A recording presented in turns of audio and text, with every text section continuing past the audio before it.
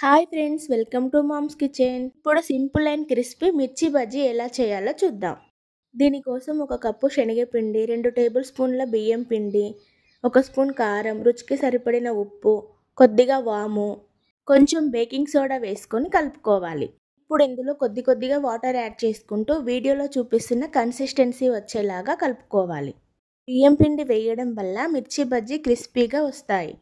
పిండిని ఇలా బాగా బీట్ చేసుకుంటూ కలపడం వల్ల మిర్చీలు బాగా వస్తాయి. మిర్చి పిండిని రెడీ చేసుకున్న తర్వాత ఒక 10 నిమిషాలు పక్కన పెట్టుకోవాలి. వీటి కోసం లావుగా ఉన్న మిర్చీలు తీసుకొని ఇలా వీడియోలో చూపిస్తున్న విధంగా కట్ చేసుకోవాలి. ఇందులో కొద్దిగా సాల్ట్ని అప్లై చేసుకోవాలి. మీకు కావాలనుకుంటే చింతపండు గుజ్జులో కొద్దిగా సాల్ట్ అప్లై చేసుకొని కూడా మిర్చి మధ్యలో పెట్టుకోవచ్చు. ఇలా చేయడం వల్ల మిర్చి బజ్జీ కారం తగ్గుతుంది. స్టవ్ ఆన్ చేసుకొని అందులో డీప్ ఫ్రైకి సరిపడా ఆయిల్ వేసుకొని ఆయిల్ హీట్ అయిన తర్వాత ముందుగా రెడీ చేసి పెట్టుకున్న పిండిలోకి మిర్చిని డిప్ చేసుకుంటూ ఆయిల్లో వేసుకొని అటు ఇటు తిప్పుకుంటూ కాల్చుకోవాలి.